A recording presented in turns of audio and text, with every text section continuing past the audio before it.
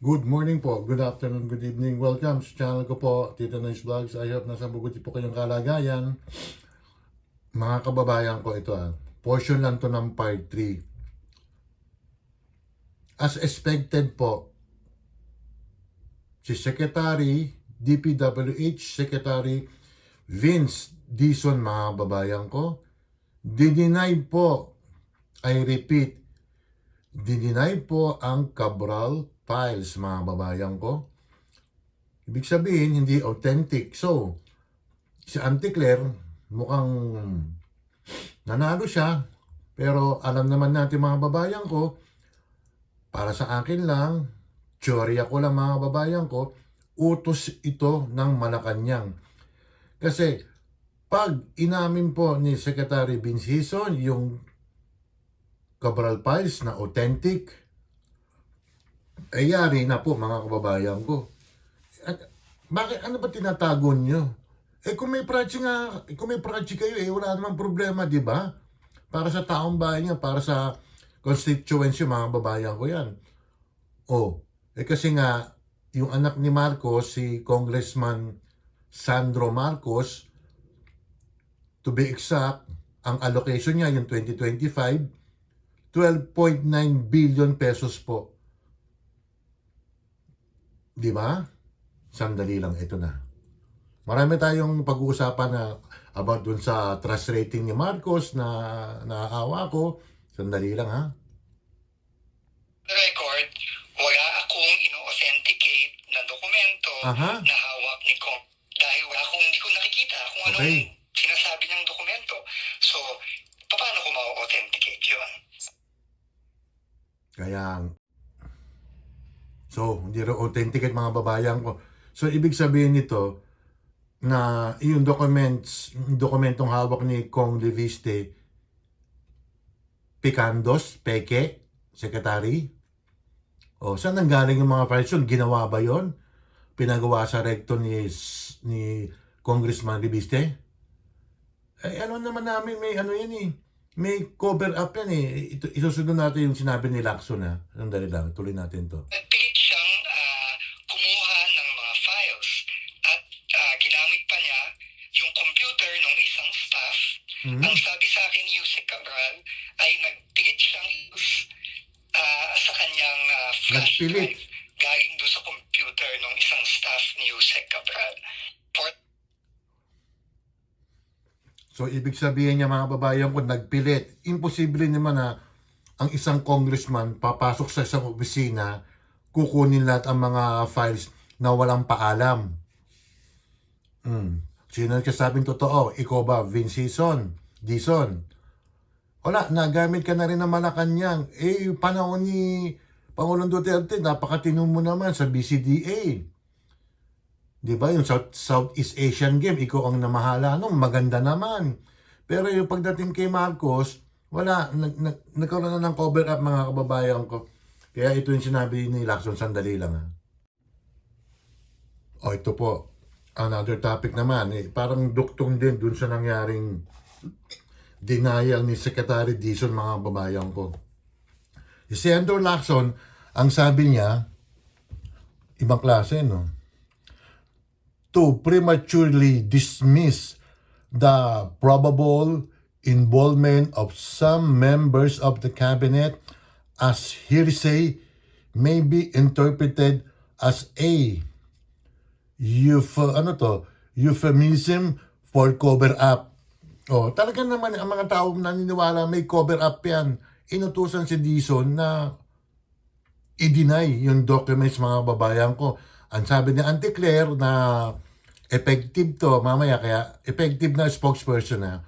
Nasabihin ko kung bakit Ang sabi niya ni Auntie Claire, it is not acceptable to insinuate that the palace is covering up for someone. Auntie Claire, hindi kami pinanganak kahapon. Kaya nagpapasalamat din kami sa iyo na effective ka. Alam niyo kung bakit? Sandali lang, ha. Effective kang spokesperson. Sandali, ha. Ito na po, mga babayan ko. Yung resulta ng trust rating sa sa trust rating ni Pangulong Bongbong Marcos at si Vice President BP Sara, mga kababayan ko. SWS po ang nag-survey. Eto na po. Maraming salamat po kay Yusek Claire Castro, mga kababayan ko. Dahil effective na effective si Claire Castro being a spokesperson ng Malacanang, na sinasabi ng aking idol na si Marlon sa the third floor, nakasama si Ma'am Pam, negative 3 po ang trust rating ni Marcos. Si BP Sara, positive po, 31% ang trust rating. Ibig sabihin, yung 13 sa mga kababayan natin, wala kung totoo ito 13 sa mga kababayan natin, ayaw kay Marcos, mga kababayan ko. Ngunit dadapwat, ang balance Luzon, naka 15% pa si Marcos. Ang Luzon kasi, yan halo yan ng maka-admin at saka opposition, mga kababayan ko. Pero pagdating sa Visayas sa Mindanao, negative po si Marcos. Ano ang dahilan?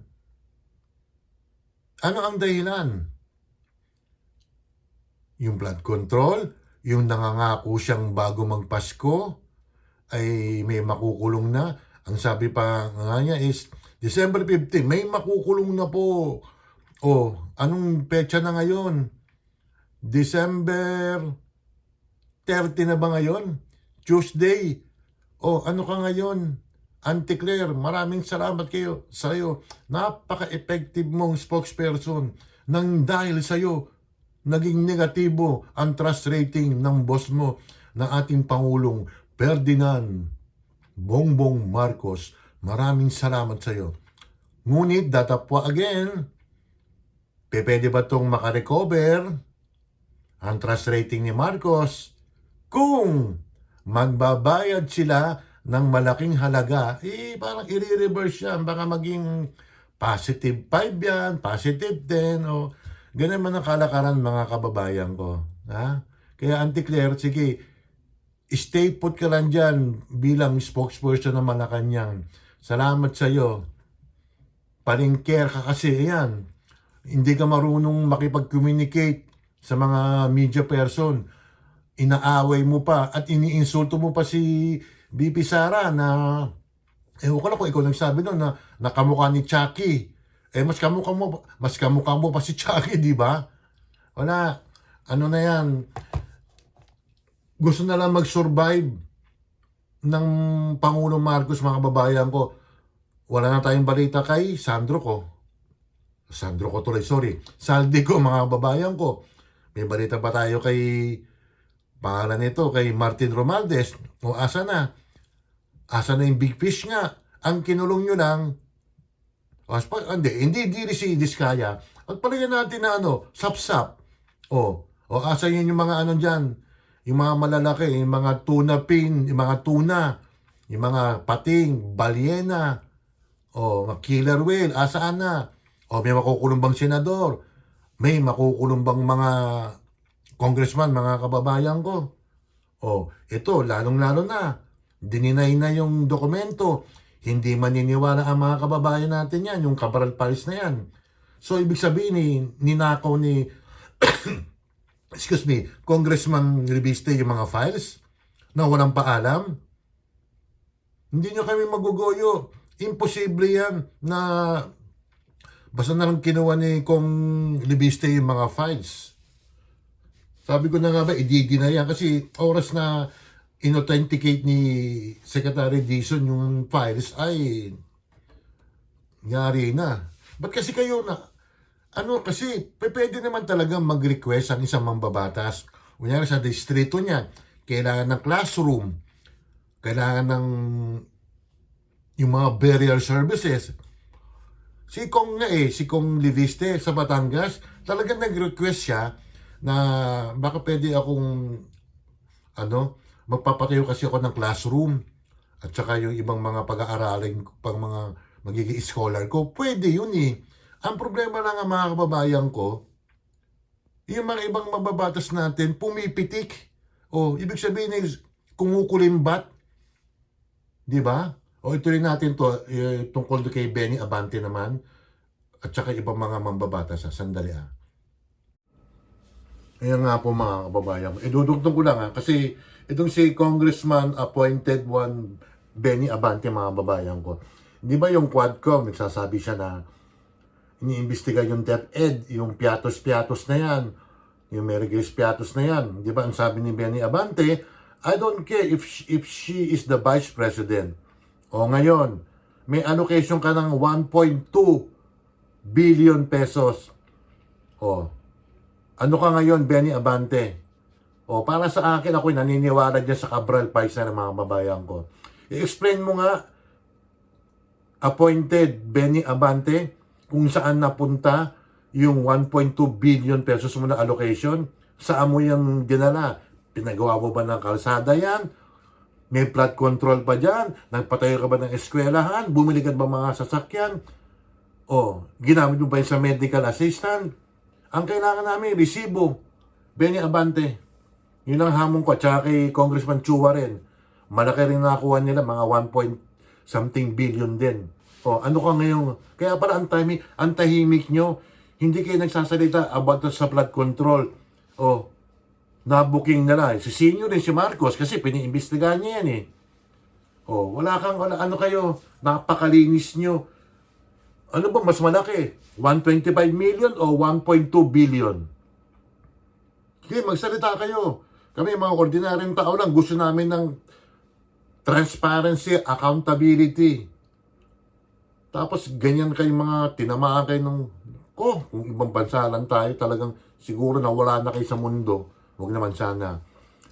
Itutuloy ko po yung nangyari nga doon sa files na dininay nga ni Dizon, ano magagawa natin? Sunod-sunod lang naman nga siya. Sa Malacanang, di ba?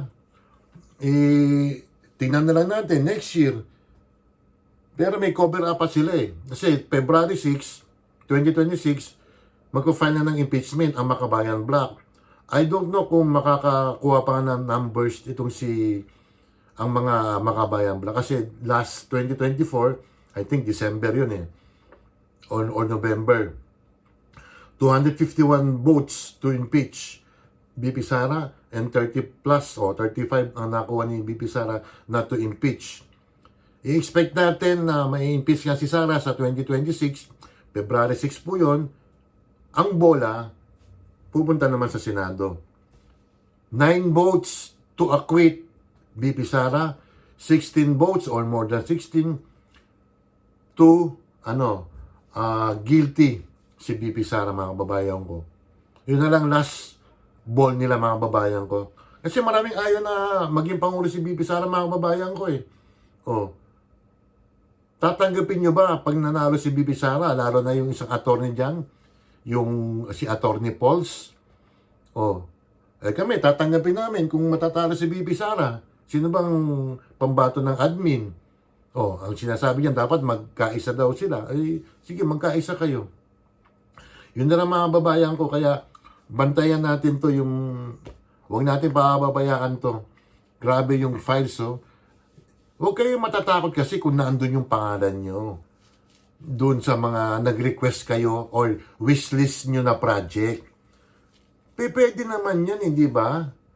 I-request mo sa gobyerno na, patatayo ng bahay. Magpapatayo ng eskwelahan, magpapatayo ng ospital, magpapatayo ng tulay, gagawa ng kalsada. Walang problema yun kasi nililista naman yun, di ba? Hindi naman talaga kaya ng Pangulo yan kung ano yung mga ibang mga problema ng bayan at sa buong Pilipinas mga babayan ko. O baka itong lugar na to, walang tulay na to. O sino bang rito, mayor dito, sino congressman dito. Ang problema nga kasi mga babayan ko, the problem is,